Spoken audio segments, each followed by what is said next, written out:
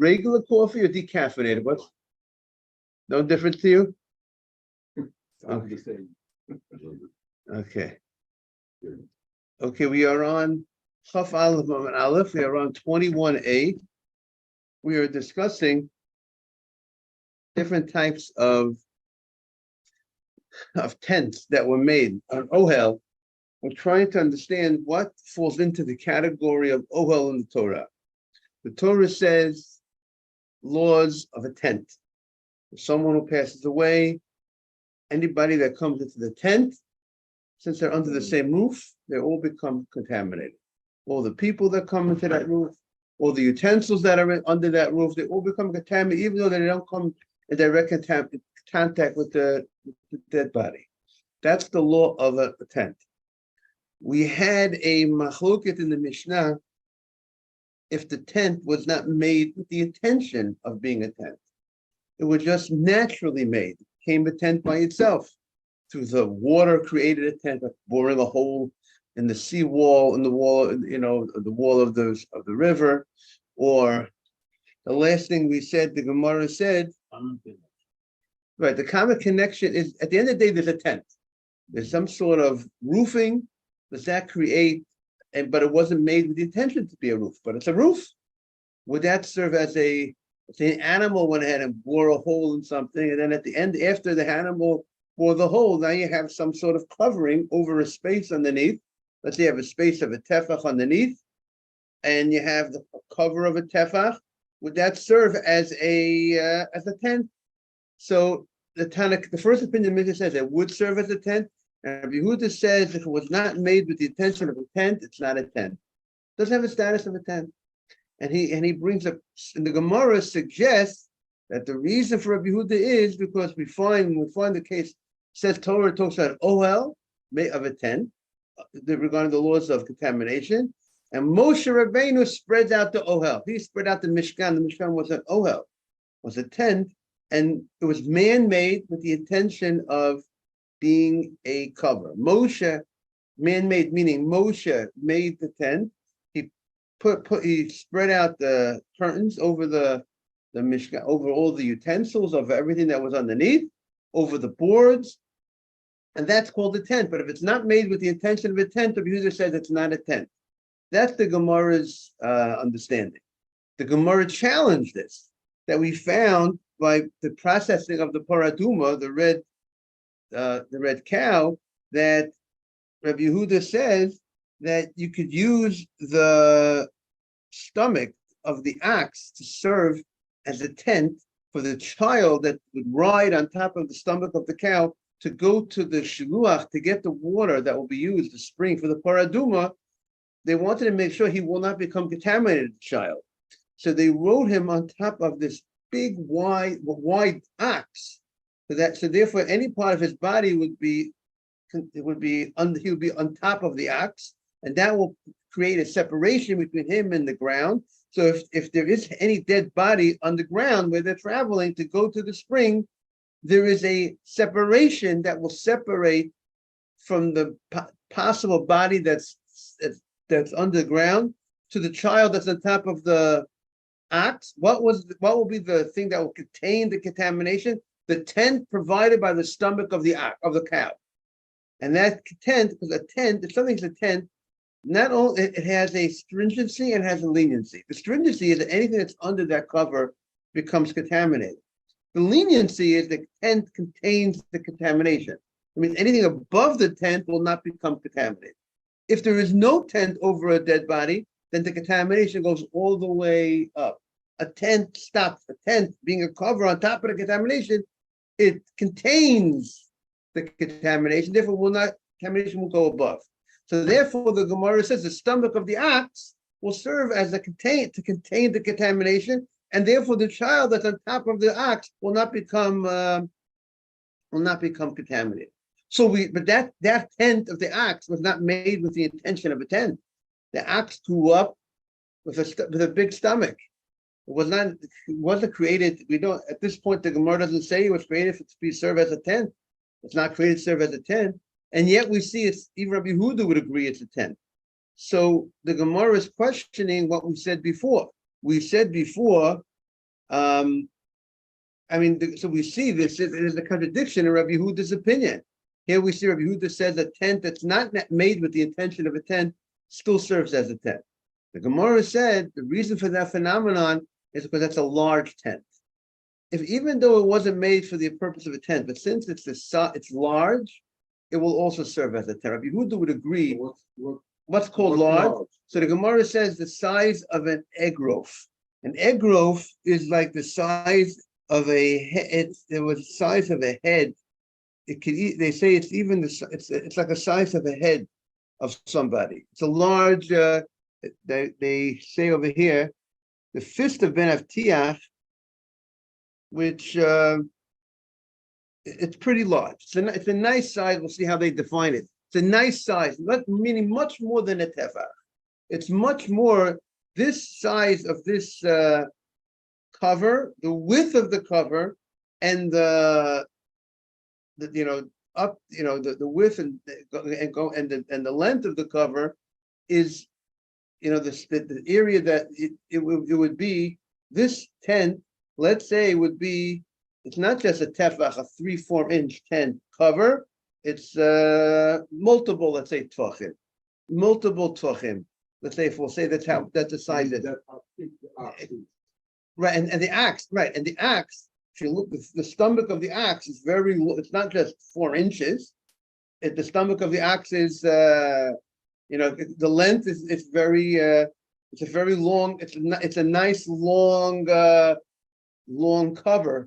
The stomach of the axe, and it has a nice hole underneath the stomach to the ground. So that's a nice size cover. That's a nice long, and therefore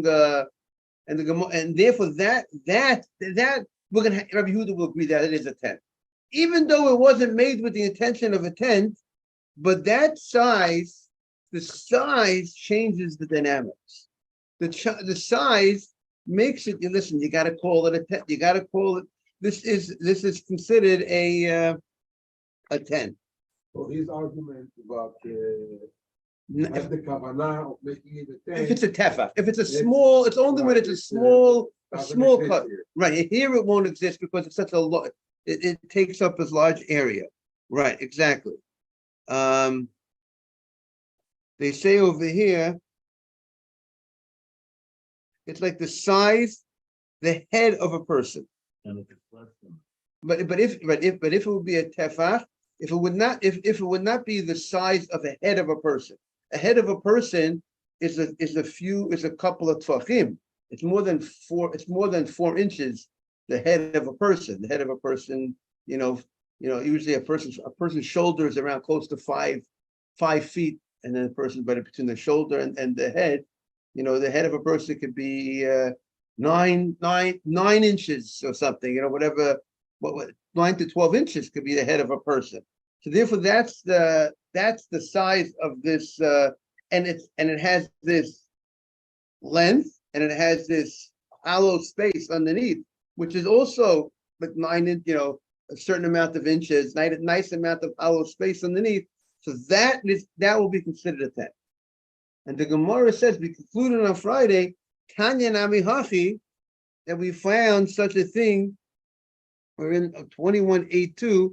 Mod Rabbi Yehuda admits b'shekifin u'b'nekiki hatzlayim. If let's say you have a boulder, boulders are piled up, and one of the boulders dislodged from the pile of boulders, or holes in a rock, big holes in a rock. Now those, imagine a boulder. What's this? A boulder is a nice size, right? So if a boulder dislodges, and now at the end of the day you have this boulder is no longer here, but there's a boulder on top of it, that creates a big nice space between boulder on the top and the boulder underneath that came down. So therefore you definitely have a nice size cover. And there Rabbi Yehuda admits that's considered a tent, even though it wasn't intended for a what. No one made that tent with intention of a tent. The boulder dislodged, but at the end of the day, that now it has a nice size, and if its size makes it into a tent, even though there was no intent, right? Like that, tent, intent. Now the Gemara challenges this Now the Gemara has the following challenge. The Gemara says, "V'harei deled." What about a door? Imagine a door. I think in those days, not all doors were actually on a socket. Sometimes you have a door that you like fill in the space. That's the door, right? Our door. Imagine if the door would you take out and put in. Like I said, a lot of times they would open up a shop. At night you close the shop. You put the door that closes it. In the morning you remove the door. Imagine that and then you imagine you have a door. So a door is a nice size, a nice length, right? It's a nice cover. A door makes up a nice, a door could be the size of a table, or it's more than the size of a chair going across. You have a door, and it said that Rabbi Yehuda, the Gemara's understanding says that they did not bring doors when the kid would sit on top of the ox. They didn't use a door that the kid did not need to sit on top of a door. Rather, the ox itself was wide enough. The ox used the stomach of the ox to create a separation between the child and the ground. So the Gemara says, so we see that they didn't use a door. Why can't you use a door? The door is what is very wide. It's very long.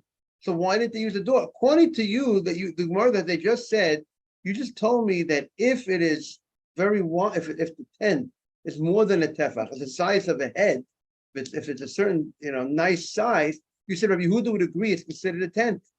But we see that they didn't bring a door. Why didn't they bring a door? It sounds like what your reasoning that you said, that you told me that Rabbi Yehuda we have another contradiction between Rabbi Yehuda and Rabbi Yehuda. You told me a minute ago that Rabbi Yehuda says that something, if it's a nice size tent, Rabbi Yehuda would agree, even if it's not made by a person, it's considered a tent. So certainly a door should be considered a tent. It's definitely a nice size. That's the Gemara's question. The Gemara asks, "Hari delet, the yeshba kamek rofim." A delet has many fists. A fist means that the man whose fist, who was the size of the head of a person, was ben aftiach. So a door who has many fists, it's very large, and yet Tani Rabbi Yehuda Omer Lahoyim Mevilan Dalso. Rabbi Yehuda says he did not bring doors. Elishvarim. They only brought axe. Why did they only? So why should that be? If it's true that he admits by if it's a large area of the roof, so why shouldn't the door work? So now we have a contradiction. Rabbi Yehuda. So the Gemara answers, you know why the door doesn't work? Really, the door would work because the door is a nice size. You know why the door doesn't work? The reason is it's that they don't need to bring a door. It's not that he's saying a door doesn't work. The door would work. Rabbi Yehuda is saying that when they processed the paraduma, they did not need to have the child sit on top of a door. You didn't have to have that extra step. Just sitting on top of the ox would be enough. Why? Because the ox, we're talking about a child that's less than 9 years old, Tosus pointed out. We're not talking about a big grown adult. A child less than 9 years old is able to sit on top of the ox, and the wideness of the stomach of the ox will ensure that no part of the child's body would be on top of over the ground. Okay, obviously, Moshav, you tell the kids, keep your feet in, keep your feet together, sit on top of it in a way that you don't want to spread your feet on the sides of the ox, or maybe even if he would try to spread his feet on the side of the ox, maybe the width of the stomach of the ox and the small size of his feet maybe wouldn't even come over maybe would even protrude outside that. So that's the Gemara's answer. So the Gemara says, but however, Rava says no. Rava has a different understanding of Rabbi Yehuda. Rava says that the reason now we're turning the page in the art scroll. Rava says Rava says you could not bring doors. Not because the doors cannot serve as a tent.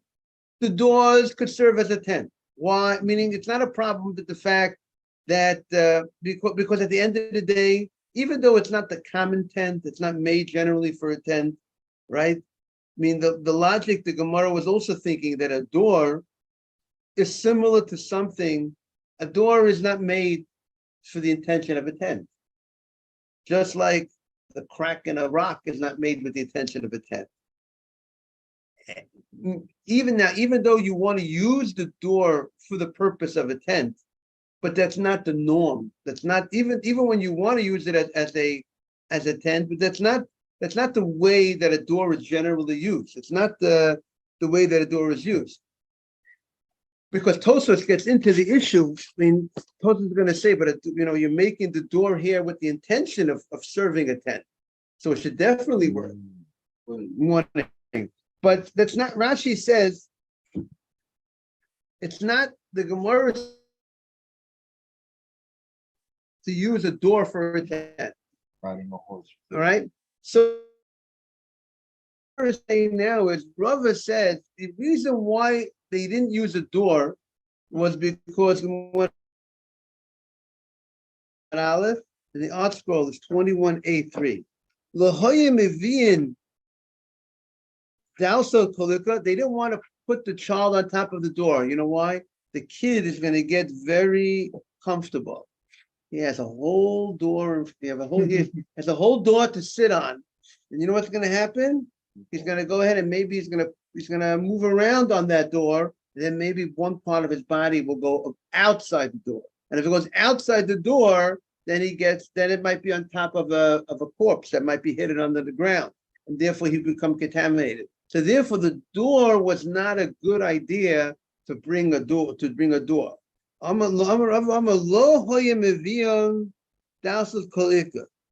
didn't bring a door at all.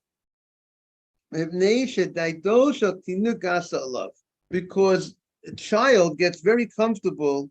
He's not afraid that he's going to fall off when he has such a wide, long contraption that he's sitting on, and therefore Shema Yotzi Rosho, maybe he'll move his head or his feet outside the door. Meaning to say, if he's just riding on top of the ox, so he's not riding on top of the ox, he's afraid he might fall. He's afraid he might fall. He'll hold on. He'll stay still in that spot, and therefore his head is not going to be moving outside the ox. His feet is not going to be moving outside, and therefore he will not expose his body to the ground that might have some dead body hidden underneath. Therefore, the Gemara says, Shema Yotzi Rosho, maybe he's going to place his head or Echad Mevarav, or one of his parts of his body, V'yitma, and he become contaminated Mikeva Hatom from some. Now we're turning the page again from the possible dead person that's hidden underneath. Tanya Kavote de Rava. The Gemara says we learned in a Braita similar to Rava. Rabbi Yehuda Omer.